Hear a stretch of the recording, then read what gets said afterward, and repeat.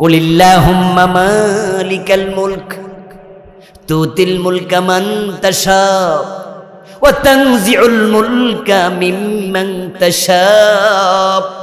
বলুন ও নবী, ও রাজাদিরাজ আল্লাহ, ক্ষমতার মালিক তুমি, তুমি যাকে চাও ক্ষমতা দাও, যাকে চাও ক্ষমতা থেকে সরায়া দিল্লিতে দাদার বাড়ি ফাটাইয়া দাও। যারা 15টা বছর ক্ষমতায় ছিল, আচ্ছা 5 তারিখে সইরা যাবো, এটা কি কল্পনা করছিল? আপনারা করছিলেন কল্পনা?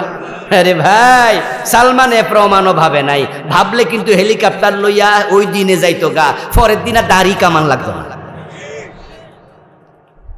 কারণ সালমান এফ রহমান একা একটা হেলিকপ্টার নিয়ে পালিয়ে যাওয়ার মতো টাকা পয়সা উনার নাই। আরে ব্যক্তিগত হেলিকপ্টার তো আছে, বেটা গেল না কেন? কারণ 5 তারিখে ক্ষমতা থেকে সরে যাবে, এটা তারা হয়তো ভাবেন নাই। ক্ষমতার মালিক জনগণ না, এ শিরকি কথা কইেন না। তাবারাকাল্লাযী বিয়াদিহিল মুলক, রাজত্বের মালিক আল্লাহ। তিনি চাইলে 1 সেকেন্ডে সাজানো বাগান তছনছ করে দেন। ফেরাউনের মতো লোকটারে ফানি সুবাই চালার কতক্ষণ লাগছে? সামান্য জায়গায় পানি সুবাইছে। শুধু পানিতে সুবায় নাই, তার লাশটা আজ পর্যন্ত পচতে দেন। 3100 বছর লোহিত সাগরের পানির মাঝে ভাসমান ছিল, 3100 বছর। কোরআনে আছে, আল্লাহ বলে আল-ইয়াউমা নুনাজ্জিকা বিবাদানিকা লিতাকুনা লিমান খালফাকা আয়া। ও ফেরাউন, তোরে পানিতে চুবাবো, ডুবায়া মারবো, তবে তোর দেহ পচতে দেব না, গলতে দেব না, হাঙ্গর তিমিকে খাইতে দেব না। তোর দেহ আমি রেখে দেব, পরবর্তী লোকেরা দেখে শিক্ষা নেবে ক্ষমতার মালিককে। শুনে শুনে না, তোরে দেখে দেখে শিখতে। আমিও গিয়েছিলাম মিশরে 5-7 বছর আগে, ন্যাশনাল মিউজিয়ামে দেখেছি ফেরাউন কিভাবে শটান একটি কাচের বাক্সে শুয়ে আছে। আমার প্রিয় ভাইয়েরা, আল্লাহ যখন ফেরাউনকে পানিতে ডুবায়, আপনাদের কাছে একটু জানতে চাইবো, যা জানেন তা বলুন তো, ফেরাউন তখন ঘুমন্ত ছিল না সজাগ ছিল? একা ছিল না সৈন্য সাথে ছিল? পদত্যাগ করছিল না ক্ষমতায় ছিল? আল্লাহর শক্তি দেখেন, ক্ষমতা রাইকা সজাগ অবস্থায় সৈন্য সহ একসাথে ডুবাইয়া দিছে, বুঝাইছে ক্ষমতা তোর হাতে না, ক্ষমতার মালিক আমি। সরকার তো ঘোষণা করছিল ভিশন 2041, 2041 ঘোষণা করে নাই? আর ওয়াকার যাইয়া কয় 41 সন না, 41 ঘন্টাও নাই ম্যাডাম, আছে 45 মিনিট। কি আজি একজনকে আল্লাহ কেমনে সরাইলো? রান্না করা খাবার খাবে, সুযোগটাও আর। আবার ডক্টর ইউনুস মিয়া, যে কত 5-7 বছর কোর্টে হাজিরা দেয়া নিয়া টেনশনে অস্থির, ওই বেটারে আল্লাহ ধইরা বড় চেয়ারে বসাইয়া দিল। 5 তারিখের আগে বেটা তো স্বপ্নেও পাবে নাই এত বড় চেয়ারে বসে। আপনারা তো শিক্ষিত মানুষ, আপনারা তো বাস্তবতা বোঝেন। ডক্টর ইউনুস যদি কিছু কল্পনা করে থাকে, সেটা ভাবছিল আল্লাহ জানে জেল যে কত বছর। ওর বিরুদ্ধে মামলা যেগুলো ছিল, এগুলো কেটুকু একটুকু না বড় বড়, একটা কোটি, 100 কোটি টাকা, 1000 কোটি টাকার মামলা। এই কথা বলবেন না, যে কয়টা মামলা দিছে, যদি প্রতিটা 10-20 বছর জেল হয়, তাও তো 250 বছর জেল খাটবে। আর আল্লাহ বলে না, ক্ষমতার মালিক আমি যাকে চাই রাখি, যাকে চাই সরাইয়া দেই। সুতরাং আজ থেকে এই কথা যারা বলেছেন তাওবা করেন। এখন থেকে জনগণ ক্ষমতার উৎস বলবেন না, বলবেন যে ক্ষমতার মালিক কে। আমরা ক্ষমতা কার কাছে চাইবো? রাসূল নিজে চাইছে কার কাছে? হিজরতের পথে ওয়াজআলনি মিল্লাদুনকা সুলতানান নাসিরা। রাসূল মদিনা যাওয়ার সময় বলে, আল্লাহ আমার রাষ্ট্র ক্ষমতা দাও। প্রিয় ভাইয়েরা, কিছুদিন পরে হিন্দুদের দুর্গা পূজা আসবে। একদল মুসলমানের সন্তান আবার দুর্গা পূজার সময় উলালে কাফের হবে, মুশরিক হবে। উলালে, উলাল শব্দটা বুঝেন কিনা জানি না। সেটা হলো মানে না বুঝা লাফাইব। ছাগলের 3টা বাচ্চা যদি হয় তাহলে ছাগলের ওলানে বাঁট আছে 2টা, তো 2টা দুধ খাইয়া লাফায় আর একটা, তা আমাদের কুমিল্লা কয় যে 2টা খাইয়া লাফায় আর একটা উলালে লাফায়। হিন্দুরা দুর্গা পূজা করুক, এটা তাদের ব্যাপার, আমরা বাধা দেব না, বাধা দিতে ইসলাম বলেনি। ইন্ডিয়ার হিন্দুরা গরু জবাই করলে মানা করে, গরু জবাইয়ের অপরাধে মুসলমান হত্যা করে, তারা বাবরি মসজিদ ভেঙেছে, তারা উগ্র, আর আমরা আলেমরা কোনোদিন মন্দির ভাঙতে বলি না, বলি না, বলি না। ইসলাম আমাদেরকে উগ্রতার শিক্ষা দেন না। হিন্দুদের মূর্তি পূজা ওরা করুক, কিন্তু আপনি উলালে মুশরিক হন, কারণটা কি? সে কারণ হলো একটা স্লোগান। ওই স্লোগানটা আজ থেকে 20 বছর পিছনে যান, পাবেন না। আর এখন এটা আমাদের পাঠ্যপুস্তকের অংশ। প্রাইমারির সিলেবাসে ওই নাস্তিকতাবাদী শিরকি স্লোগান ঢুকিয়েছে, সেটা হচ্ছে ধর্ম যার যার, উৎসব সবার। ডিরেক্ট ঈমান শেষ আপনার। আপনি জানেন না যে আপনি বেঈমান হয়েছেন। আল্লাহর কাছে গেলে আপনি সেদিন টের পাবেন আবুল কালাম আজাদরা ঠিক বলেছেন। এ বই তো 29টা লিখছে, কয়টা আর বলবো, বাকিগুলো ওই ড্রাইভারের কাছে আছে, যাওয়ার সময় বই নেবেন, পড়বেন, পড়বেন, মানুষকে পড়াবেন। মনে মনে বলছেন ধর্ম যার যার, উৎসব সবার, এটা বললে শিরক হবে কেন, কুফরি হবে কেন? কারণ আপনার স্লোগানটা আল্লাহর কোরআনের একবারে উল্টা।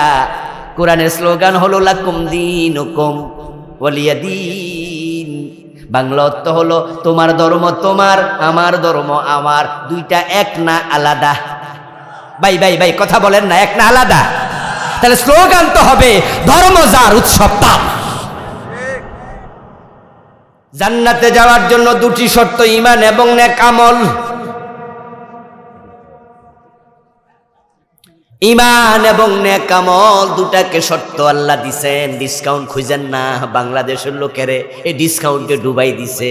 এরা ডিসকাউন্ট চাইতে চাইতে দাম আর একটু কম দেন, পারে না ভাই আমার এক দোকানে এক দামের দোকান, লেখা আছে না এক দর, পারে মি আমনে তো লেখছেন আমনে কমান। এরম দামাদামি করতে করতে বাটা দোকানও কেউ দামাদামি শুরু, বিশ্বাসই করে না। কয়দিন আগে একজন আমারে কইতেছে, আমি বললাম যেটা দাম কত? কত টাকা? আমি বললাম আরে মিয়া এত টাকা, এক দামে বেচতে পারো না? হ্যাঁ, বেশি দামাদামি করার জন্য বাধ্য করো। কয় হুজুর দামাদামি করুন সুন্নত। আমি কি বাহ বাহ বাহ, এই আমল তো আমি শুনি না, আর আজকে এলেম নিলাম তোমার দামাদামি শুনি। তুমি কই পাইছো, কোন হাদিসে পাইছো? অভ্যাস এত খারাপ হচ্ছে, হে আমারে সুন্নত শিখেছে, দামাদামি করে না সুন্নত। দামাদামি করলে সুবিধা কি? ঠকানো যায়। ঠকানো যায় মানে আগে বোঝে যে দেখি কি অবস্থা, সুরত বুঝা দাম চাওয়া যায়। 100 টাকারটা 1000 টাকা চায়, এমন দোকানও আছে না? না দোকানদার আছে কিনা, যে দেখি কত নিচে আইয়ে। মহিলা মানুষ পাইলে সারছে কাম। 500 টাকার শাড়ি 2500 টাকা চাইব। এখন আপনি কেমনে কম করবেন, কত কম করবেন? এর মানে হচ্ছে ঠকানোর সুযোগ আছে। আর যদি গায়ে লেখা থাকে এক দর এত টাকা, তাহলে শিক্ষিতর কাছে যা, মূর্খের কাছে যা, পুরুষের কাছে যা, মহিলার কাছে যা, কেউ সেখানে প্রতারিত হওয়ার সম্ভাবনা নাই। প্রতারণার সুযোগ দেয়া ভালো নয়।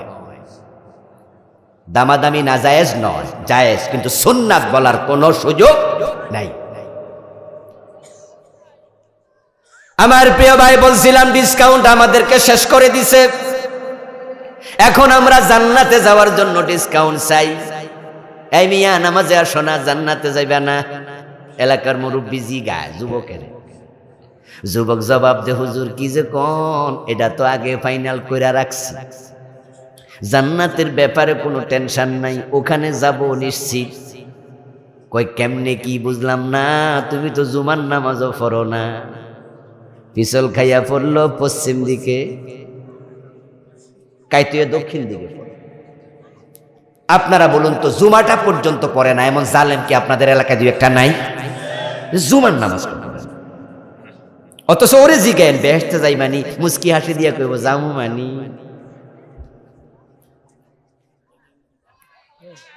আমার প্রিয় ভাইরা, জান্নাতে কেমনে যাবে প্রশ্ন করার পরে এবার দোতরা কান্দে নিয়ে গানে গানে জবাব দেয়, আখেরাতের ব্যাপারে ওনার টেনশনই নাই, কারণ আছেন আমার মুক্তার, আছেন আমার ব্যারিস্টার, শেষ বিচারের হাইকোর্টেতে তিনি আমায় করবেন পার, আমি পাপী তিনি জামিনদার। টুনটুনা টুনটুন এই জাতীয় গান গাইয়া দোতরা বাজাচ্ছে এমন লোক বাংলাদেশে আছে কিনা? এই গান কি আমি লিখছি? লেখকও আছে, গায়কও আছে, এবং ভরসা করে আছে পীরের উপর, উনি থেকে আখেরাতে তরাইয়া নেবে। আল্লাহ যেদিন আদালতে আখেরাতে হাকিম হয়ে বসবেন, সেদিন তার উকিল ব্যারিস্টার মুক্তার তার পীর সাহেব ওরা তরাইয়া নেবে। এজন্যই তো ওই ভণ্ড পীরের মুরিদগুলো আল্লাহকে সেজদা দেয়া বাদ দিয়া পীরের পায়ে সেজদা দেয়া শুরু করেছে। পীর সাহেব হুজুর খুশি হইলে আখেরাতে তরাইয়া নিয়ে যায়। ডিসকাউন্ট খুঁজতেছে, নামাজ রোজা লাগবে না, ইমান আছে তো, নামাজ পড়ো না। হুজুর নামাজ না পড়লে কি হয়েছে? ইমান শক্ত, ইমান শক্ত। আল্লাহ যা বলেন সেটাই চূড়ান্ত, ডিসকাউন্ট খুঁজবেন না। কিন্তু ভালো করে শুনবেন, ভালো করে শুনবেন। হুজুর ফরজ কয়টা বলেন? মুখ ধুইলেন, হাত ধুইলেন, মাথা মাসে পড়লেন, পা ধুইলেন না। পা না ধুইয়ে নামাজ পড়লে সওয়াব হবে 70%, ঠিক না? 50% হবে। তিনটা যে মানছেন, ডিসকাউন্ট চলে না, চাইরি মানি চাই। নামাজের মাঝে আরকান হাকাম 13 ফরজ, 12 ফরজ মানলেন, 12টা মানলেন, একটা মানলেন না, ওই নামাজ হবে তো?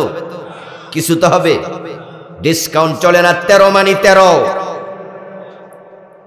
সবে সাদেকের সময় রোজা রেখেছেন, শুরু সাহারি খেয়েছেন, সূর্য ডোবার 10 মিনিট আগেও যদি আপনি ইফতার করে ফেলেন, সারা দিনের রোজা পুরাটা বাদ। 1 মিনিট আগেও তুমি ইফতার করতে পারবা না। আল্লাহর অর্ডার হলো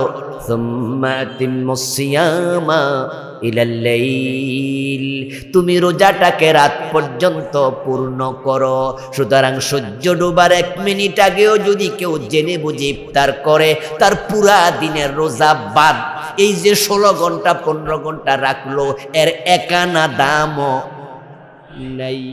আল্লাহ ডিসকাউন্ট দেয় না।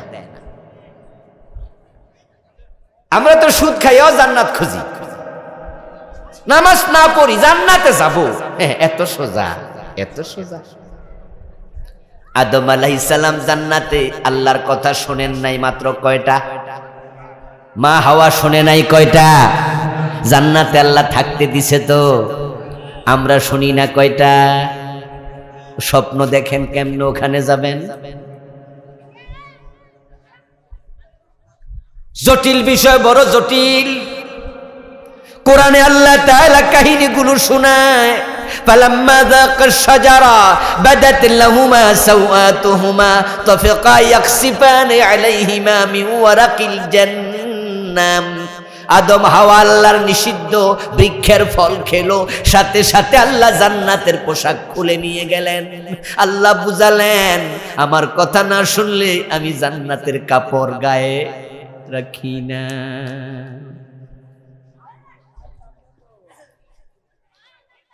তারপর দুইজন রব্বানা যালামনা আনফুসানা কান্নাকাটি কইরা তওবা করলেন। করার পর আল্লাহ কয়, জান্নাত থেকে বেরিয়ে যাও, এখানে থাকতে পারবা না। তারপরে দুনিয়া যাওয়ার পরে ফাইম্মা ইয়াতিয়ান্নাকুম মিন্নি হুদা ফামান তাবিআ হুদায়া ফালা খাউফুন আলাইহিম ওয়ালা হুম ইয়াহজানুন। এ জান্নাতে আবার কেমনে আশা লাগে? আমার পক্ষ থেকে নির্দেশনা যাবে, এটা মানলে আবার জান্নাত পাবে। কথা মানবা না, কপালে জান্নাত নেই। ডিসকাউন্ট খুঁজেন না তো কি? ও আর শুই না মনে মনে ভাবতেছে, তাহলে আর বেশ তো লাগবো না। জটিল ওয়াজ হয়ে যাচ্ছে, কঠিন ওয়াজ। তবে হ্যাঁ, একটা সুযোগ আল্লাহ দিয়া রাখছে। আল্লাহ তো রহমান, তিনি যেমন আজিজ, তিনি যেমন একটা করলে অন্যায় ধইরা লায়, আবার কিন্তু তাওবার দরজা খুলে দিছে, তাওবা করলে যত গুনাহ একসাথে মাফ করে দেয়। সুবহানাল্লাহ।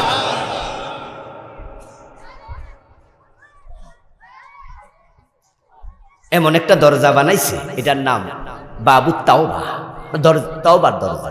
এটা যেদিন খুলছে সেদিন থেকে আজ পর্যন্ত এক সেকেন্ডের জন্য বন্ধ করেন নাই। একবারে কিয়ামত পর্যন্ত খোলা থাকবে, পশ্চিম দিকে সূর্য ওঠা পর্যন্ত খোলা।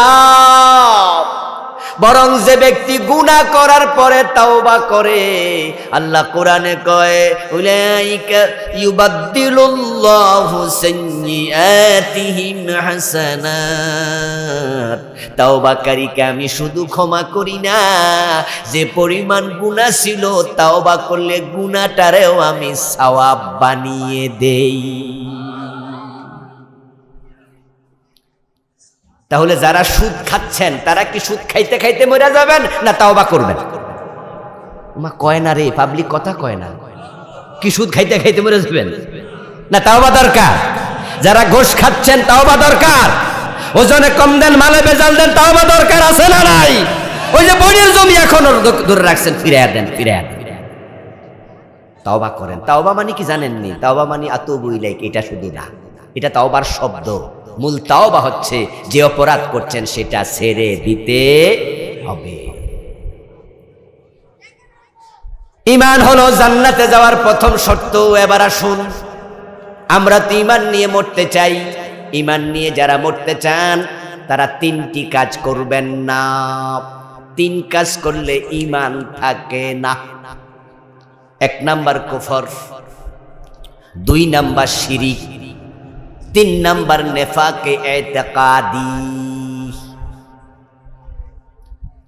আমার সামনে আছেন এখানে MA pass, BA pass, engineer, doctor, মাদ্রাসায় জীবনে পড়েন নাই এমন লোক এখানে আছে না?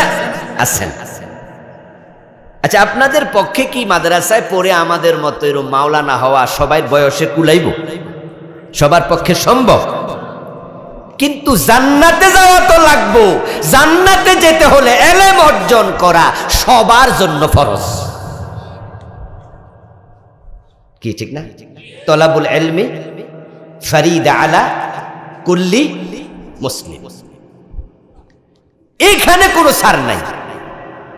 ইসলামের মৌলিক ইলম অর্জন করা, এটা ইঞ্জিনিয়ার, ডাক্তার, ব্যারিস্টার, উকিল, শিক্ষিত, মূর্খ, মাওলানা, গায়রে মাওলানা, জান্নাতে যারা যেতে চায় ইসলামের মৌলিক ইলম তাদেরকে শিখতেই হবে। যে 3টা কাজ করলে ঈমান ভেঙে যায়, আপনি যদি না জানেন, ঈমান গোপনে ভেঙে যাওয়ার সম্ভাবনা আছে না নাই? আছে। আপনারা গ্রামের মানুষ, আমিও গ্রামের মানুষ, এখন শহরে থাকি। গ্রামের মানুষেরা ক্ষেতের মাঝে কীট পতঙ্গ, পোকা মাকড় হলে ওগুলো মারার জন্য বাজার থেকে ঔষধ আনে, কীটনাশক এনে পানির সাথে মিশাইয়া ক্ষেতের মাঝে স্প্রে করে না ভাই? ওই কীটনাশক ওষুধটা যখন বাড়িতে আনে তখন এটা কিন্তু ছোট পোলাপান বাসায় থাকলে টেবিলের উপর রাখে না, এটা দূরে রাখে। কারণ ভাবে ফোলানি আবার সিরাপ মনে কইরা। যেই বাচ্চা কীটনাশক বোঝে নাই, এটাকে সিরাপ মনে করে খেয়ে ফেললো, না যাই না খাওয়ার কারণে তার কোনো অসুবিধা হবে না, ঠিক না? অসুবিধা হবে? তাহলে কোনটা শিরিক, কোনটা কুফর, কোনটা নেফাক আপনি জানেন না। না যাই না করলেও ঈমান চলে যাবে।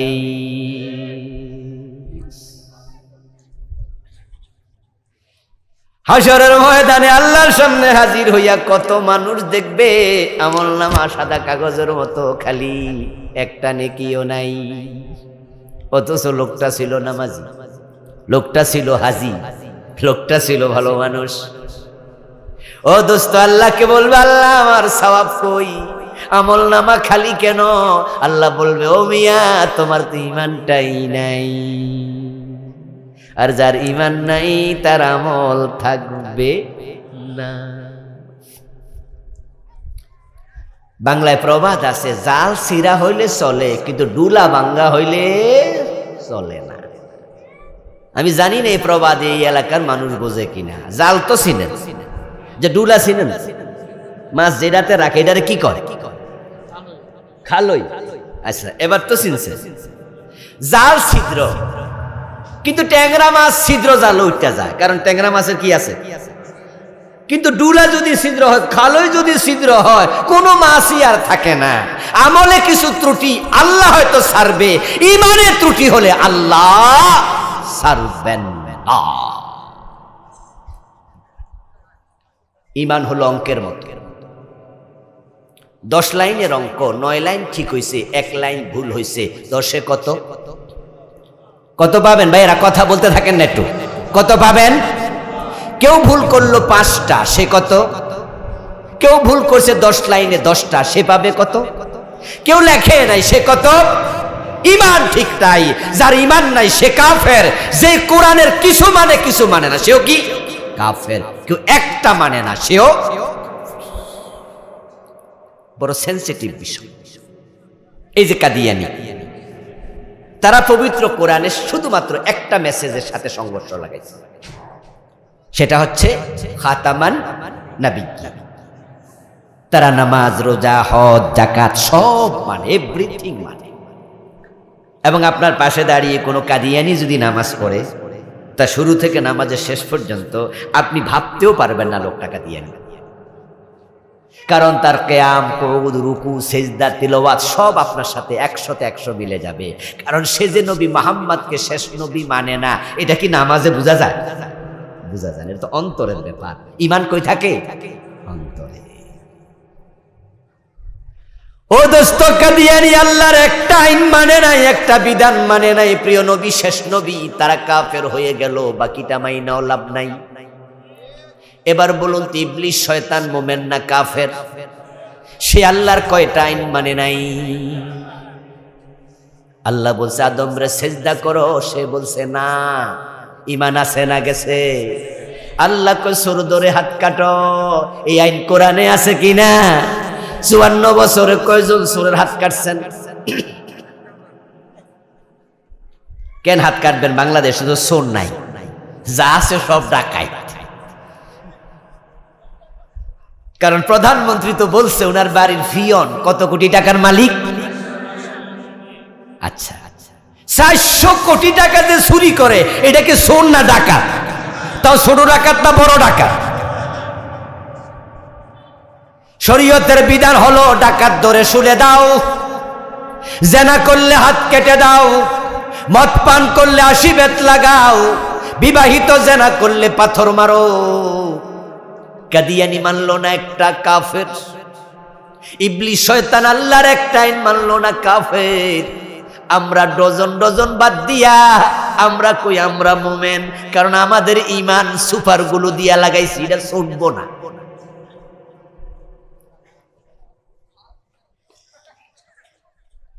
ও দোস্ত, আল্লাহর সামনে হাজির হওয়ার পর আল্লাহ যখন বলবে তুইও তো মুশরিক, তুইও তো কাফের, জাহান্নামে যা, তখন সেদিন আফসোস করে বলবেন, কি বলবেন? সেটাও কোরআনে আল্লাহ বলে। তখন মানুষ বলবে ওয়ালাউ আন্না লানা কাররাতান ফানাকুনা মিনাল মুমিনিন, ও আল্লাহ আমাকে দুনিয়ায় একটা বারের জন্য পাঠাও, আমি মুমিন হয়ে ফিরতে চাই। সেদিন আপনি আল্লাহকে বলবেন, আল্লাহ আবুল কালাম আজাদ হুজুর রাজে ওয়াজ করছে, এটা তো এখনো না বুঝছি, কথা তো ঠিক, আমরা তো তোমার আইন দিয়া দেশ চালাই নাই, আল্লাহর আইনে দেশ চালাতে হবে, মানুষের আইনে দেশ চলবে না, এমন কথা আল্লাহর কোরআনে আছে কিনা? 54 বছর এই দেশ কোরআন দিয়ে কয় ঘন্টা চালাইছে? দিন দূরের কথা। তিনি মডেল, আইকন, আইডল, উসওয়া, কুদওয়া, নমুজাজ, ইমাম নবী মুহাম্মদ সাল্লাল্লাহু আলাইহি ওয়াসাল্লাম লাকাদ কানা লাকুম ফি রাসূলিল্লাহি উসওয়াতুন হাসানা।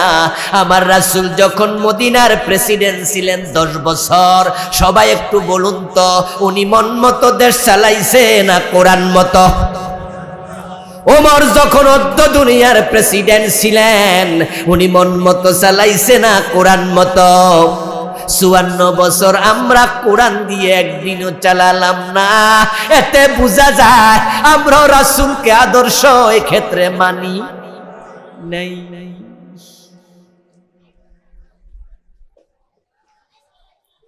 যদি আপনি মুমিন হয়ে মরতে চান, ঈমান আপনি বুঝুন। কুফরি করলে ঈমান যায়। কুফরিটা কি? এই যে 1 নাম্বার কুফর, 2 নাম্বার শিরিক, 3 নাম্বার নেফাক। এই 3 কাজ করলে ঈমান থাকে না। কুফরি হলো ঈমানের বিপরীত, আর ঈমান হলো এ কোরআন। বিসমিল্লাহর বা থেকে মিনাল জিন্নাতি ওয়ান নাসের সিন পর্যন্ত যত বিধান আছে সব একসাথেই মানতেই, এবং মানার নিয়মটা হলো নাকে রশি ঢুকানো উটের মতো। মানার নিয়ম রাসূল শিখাচ্ছে। এই যে মাত্র বললাম নাকে রশি ঢুকানো উট, এটা আমার কথা না। কালা রাসূলুল্লাহি সাল্লাল্লাহু আলাইহি ওয়াসাল্লাম আল মুমিন কাল জামালিল আনিফ হাইসুমা কিদা ইনকাদ।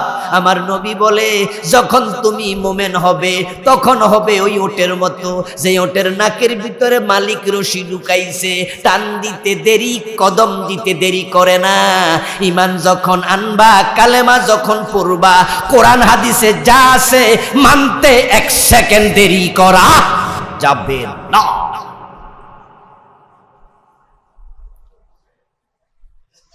তো কোরআনের মাঝে আছে সারিকু ওয়াসারিকাতু ফাকতাউ আইদিয়াহুমা। চোর নারী হোক আর পুরুষ হোক, ধরে ধরে হাত কেটে দাও। এই চোর ধরে হাত কাটা হোক, এটা মানা দরকার আছে না নাই? না মানলে আপনি মুমিন না। এটা কোরআনের আয়াত। নবী মুহাম্মদ শেষ নবী, এটা কোরআনের আয়াত। কাদিয়ানি মানে নাই, কাদিয়ানি মুমিন না, কাফের। তো চোর ধরে হাত কাটা কোরআনের আয়াত, মানবেন না, আপনিও কাফের। এখন ঈমান নিয়ে বাঁচতে চাইলে এই আইনগুলো মানা দরকার আছে কি না? আত্মসমালোচনা করেন, আপনি মানেন কিনা? বরং অসংখ্য ভাই আছে মানেন না। আজকের মাহফিলও আছেন। এইসব ওয়াজ কি দরকার? নামাজের ওয়াজ না হুজুর করব, রোজার ওয়াজ করবে। ও দোস্ত, ইসলামের কিছু মানবা কিছু মানবা না। সুবিধাবাদ জিন্দাবাদে মোমেন হওয়া যায় না। উদখুলু ফিস সিলমে কাফা। ইসলামে ঢোকার নিয়মই হলো ভুরা ঢোকো। অনেকে আছি আমরা অর্ধেক মেনে জান্নাত চাই। মনে করি কি জানেননি, আচ্ছা মাইটার কিছু খাইয়া আখেরাতে জাহান্নামে কয়দিন জোলা মইলা জান্নাত পেয়ে যাব। হ্যাঁ, যদি আপনার আমলে ত্রুটি থাকে তাহলে কিছু মাইর খাইয়া জান্নাত পেতে পারেন, কিন্তু ঈমানে ত্রুটি থাকলে জান্নাত হারাম। আল্লাহ বিষয় খুব সিরিয়াস। এখন কুফরি কি, এ নিয়ে আমি বই লিখেছি। এই বইটার নাম দিছি ঈমান, কুফর ও নিফাক।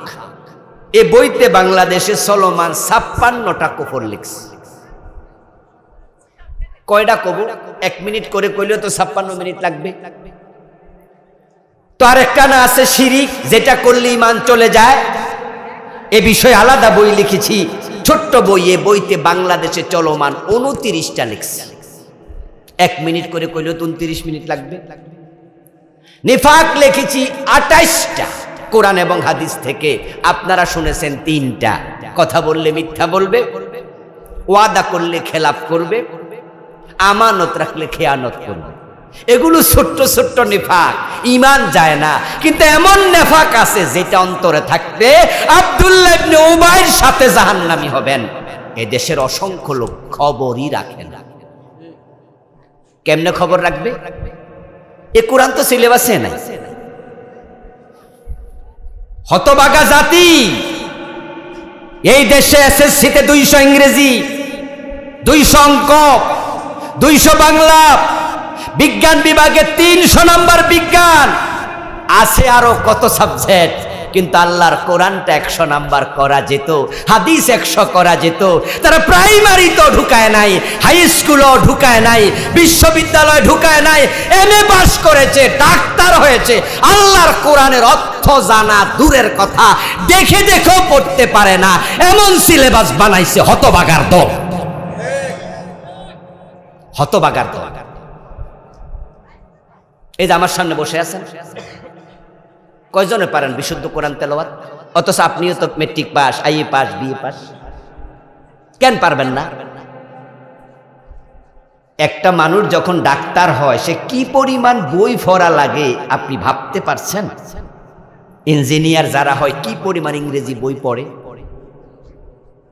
ক্লাস 1 থেকে কামেল আপনার মাস্টার্স পর্যন্ত যতগুলো বই পড়ে এমএ পাস করে, সবগুলা বই যদি জমা করে একটার উপর একটা রাখে মাথা পার হয়ে যাবে।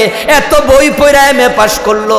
আরে ছোট্ট কোরআন 7 বছরের বাচ্চা 30 পারার হাফেজ হয়ে যায়, অন্ধ বেড়াও হাফেজ হয়ে যায়, আর তুমি এমএ পাস, হাফেজ দূরের কথা, তুমি দেখে দেখে পড়তে পারো না।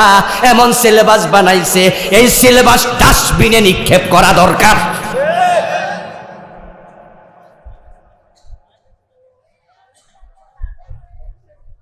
এখন কোরআন সিলেবাসে কখন হবে? যখন কোরআনওয়ালা, আল্লাহর প্রেমিক, আলেম ওলামা, ইসলাম ওয়ালারা সংসদে নেতা হইয়া শিক্ষামন্ত্রী চেয়ারে বসবে। তখন আপনি কোরআন পড়লে আপনি জানবেন যে শিরিক কাকে বলে, কুফর কাকে বলে, কোনটা কি। হাসরের ময়দান আল্লাহরে বলবেন যে আল্লাহ আমার দুনিয়ায় একবারের জন্য পাঠাও। বলুন তো দুনিয়ায় আল্লাহ কি ফিরে আর পাঠাবে? আপনি না জানার কারণে মাহফিলের স্টেজে এসে মুশরিক হয়, না জানার কারণে মাইক হাতে নিয়ে মঞ্চে জনসভায় মুশরিক হয়। কত নেতা এই সামনে নির্বাচন ঘোষণা হবে, দেখবেন যে মাইক হাতে নিয়ে বলবে জনগণ সকল ক্ষমতার উৎস। পাবলিক রে, জনগণকে ফার্ম দিয়া ভোট নিব, যে আপনারাই তো সাবরেন্টির মালিক, সার্বভৌমত্ব জনগণের, জনগণ সকল ক্ষমতার মালিক। এই কথাগুলো আমাদের দেশের নেতারা বলে না? ভাইয়েরা ভাইয়েরা ভাইয়েরা কথা বলেন না? নেতারা বলেনি? এই কথা যে বিশ্বাস করে সাথে সাথে ঈমান শেষ। অথচ এটা আমাদের সংবিধানের কথা। আমাদের সংবিধানে আছে জনগণ সাবরেন্টির মালিক, জনগণ সকল ক্ষমতার উৎস। আল্লাহর কোরআনে আল্লাহ বলে না, সকল ক্ষমতার মালিক কে? কুলিল্লাহুম্মা মালিকাল মুলক তুতিল মুলকা মান তাশা ওয়া তানজিউল মুলকা মিম্মান তাশা। বলুন ও নবী, ও রাজাদিরাজ আল্লাহ, ক্ষমতার মালিক তুমি, তুমি যাকে চাও ক্ষমতা দাও, যাকে চাও ক্ষমতা থেকে সরায়া দিল্লিতে দাদার বাড়ি ফাটাইয়া দাও।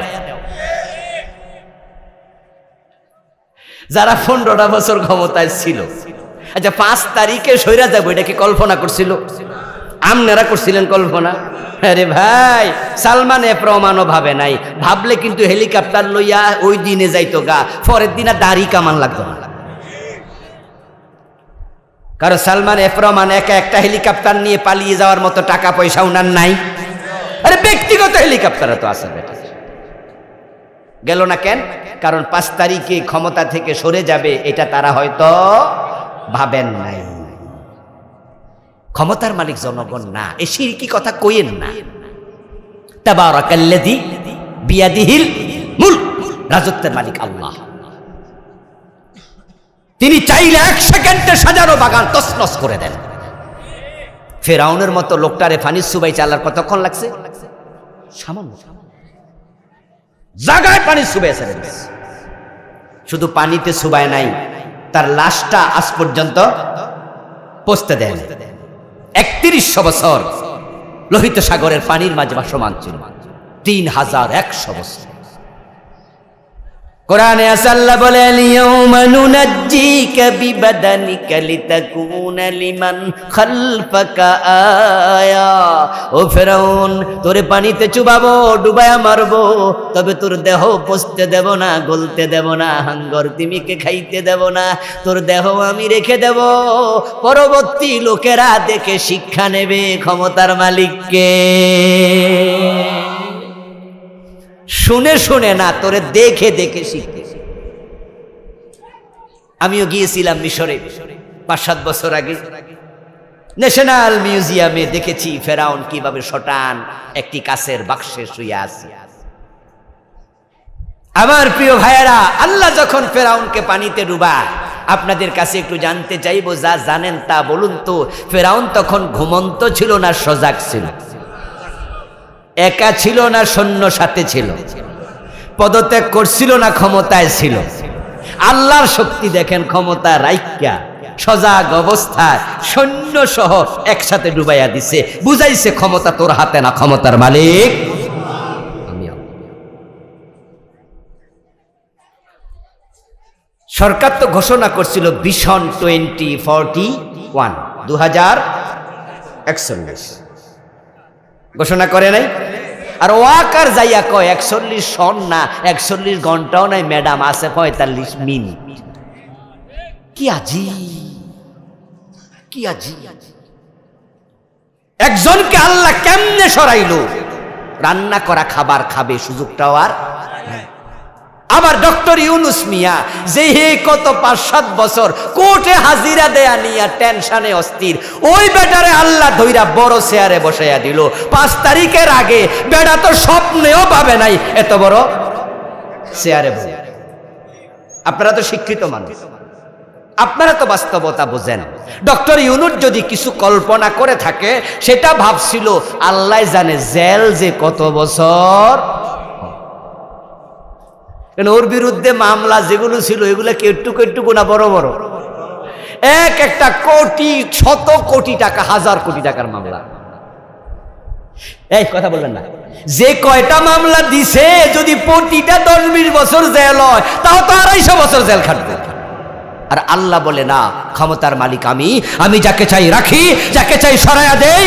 সুতরাং আজ থেকে এই কথা যারা বলেছেন তাওবা করেন। এখন থেকে জনগণ ক্ষমতার উৎস বলবেন না, বলবেন যে ক্ষমতার মালিক কে। আমরা ক্ষমতা কার কাছে চাইবো? রাসূল নিজে চাইছে কার কাছে? হিজরতের পথে ওয়াজআলনি মিল্লাদুনকা সুলতানান নাসিরা। রাসূল মদিনায় যাওয়ার সময় বলে, আল্লাহ আমার রাষ্ট্র ক্ষমতা দাও। প্রিয় ভাইয়েরা, কিছুদিন পরে হিন্দুদের দুর্গা পূজা আসবে। একদল মুসলমানের সন্তান আবার দুর্গা পূজার সময় উলালে কাফের হবে, মুশরিক হবে। উলালে, উলাল শব্দটা বুঝেন কিনা জানি না, সেটা হলো মানে না বুঝা লাফাইল। ছাগলের 3টা বাচ্চা যদি হয়, তাহলে ছাগলের ওলানে বাঁট আছে 2টা, তো 2টা দুধ খাইয়া লাফায়, আর একটা তা আমাদের কুমিল্লা কয় যে 2টা খাইয়া লাফায় আর একটা উলালে লাফায়। হিন্দুরা দুর্গা পূজা করুক, এটা তাদের ব্যাপার, আমরা বাধা দেব না, বাধা দিতে ইসলাম বলেনি। ইন্ডিয়ার হিন্দুরা গরু জবাই করলে মানা করে, গরু জবাইয়ের অপরাধে মুসলমান হত্যা করে, তারা বাবরি মসজিদ ভেঙেছে, তারা উগ্র। আর আমরা আলেমরা কোনোদিন মন্দির ভাঙতে বলি না, বলি না, বলি না। ইসলাম আমাদেরকে উগ্রতার শিক্ষা দেন না।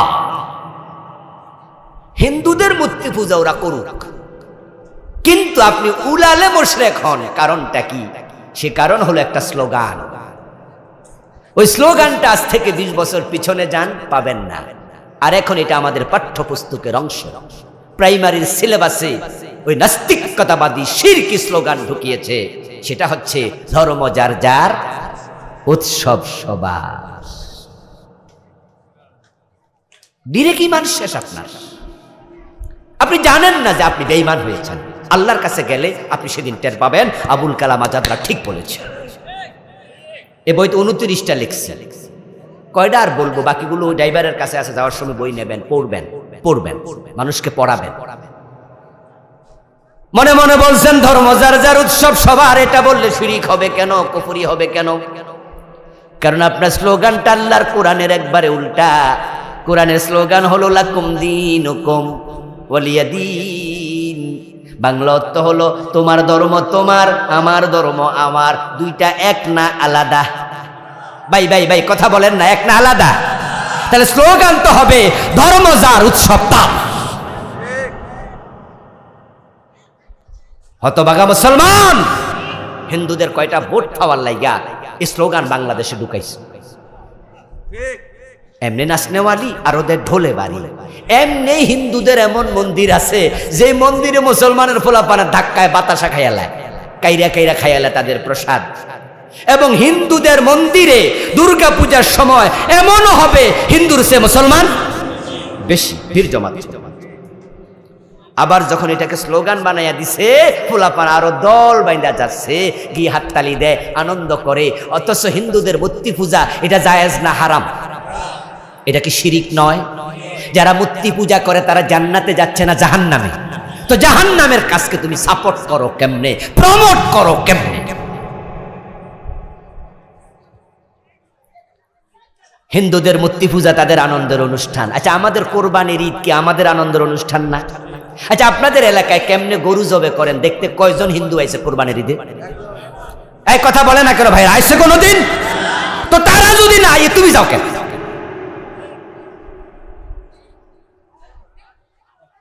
কেন বুঝো না ভাই? আরেকটা স্লোগান আমাদের ইমান শেষ করে দিয়েছে। ওই জঘন্য স্লোগানটা হচ্ছে কি জানেন? সেটা হলো ছেলে হোক মেয়ে হোক দুটি সন্তান যথেষ্ট। ঘরে ঘরে ঢুকাইছে স্লোগান। কেন যথেষ্ট? প্রশ্ন করুন, উত্তর দেবে বেশি হইলে খাওয়াইবেন কি? তাহলে যে দুইজন হইছে দুইজন রে কেডা খাওয়ায়? এই ভাই, রিজিকের মালিক কে? যে দুইজন আছে দুইজন রে খাওয়ায় কে? 3 নাম্বার জন হইলে খাওয়াবে কে? 4 নাম্বার হলে খাওয়াবে কে? তো তুমি এই প্রশ্ন তৈরি করে আল্লাহকে ছোট করা কেন?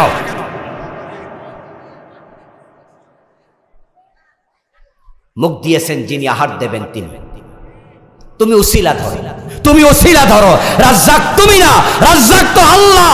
আল্লাহ চাইলে বড় গাছে ছোট ফল দেয়, ছোট গাছে বড় ফল দেয়।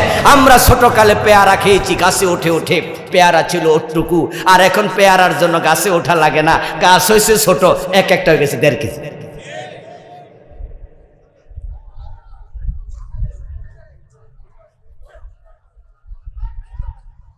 আমার প্রিয় ভাইয়েরা, নিফাকগুলো শিখবেন, কুফর শিখবেন, শিরিক শিখবেন, আমার বই থেকে শিখবেন, বিভিন্ন রাইটার থেকে পড়বেন, ঈমান বাছু। দ্বিতীয়, নেক আমল। নেক আমল কি? এই দেশের লোকেরা মনে করছে নামাজ পড়বো, রোজা রাখবো, হজ করবো, যাকাত দেবো, সেলসেলায়া বেহেশতে ঢুকে যাব। নো দোস্ত, নেক আমল হচ্ছে কিছু করণীয়, কিছু বর্জনীয়। নামাজ পড়বা, সুদ খাইবা, এটার নাম নেক আমল না। কোরআনে আল্লাহ বলে, মা তাকুমুর রাসূলু ফাখুযুহু ওয়া মা নাহাকুম আনহু ফান্তাহু। রাসূল যা করতে বলেছেন করো, যা ছাড়তে বলেছেন ছাড়ো। আপনাদের কাছে জানতে চাইবে, একটু জবাব দিন, রাসূল কি সুদ খাইতে কইছে না ছাড়তে কইছে? তো আপনি নামাজ পড়ে সুদ ছাড়লেন না, আপনি জান্নাত খুঁজছেন কেন? সুদ খেলে 73টা গুনাহ, সবচেয়ে ছোটটা হলো নিজের মায়ের সাথে জানা। কত নিচে নামবেন? পতিতাও তো মায়ের সাথে জানা করে না, বাবা ছেলের সাথে করে না। قال رسول الله صلى الله عليه وسلم من أكل درهم ربا وهو يعلم أنه أشد من 36 زينة। নবীজি বলেন, সুদ খেলে 1 টাকা সুদ খেলে আমল নামায় গুনাহ হবে 36 বার জেনা পরিমাণ। 1 টাকা সুদ খেলে 36 বার জেনা হয়।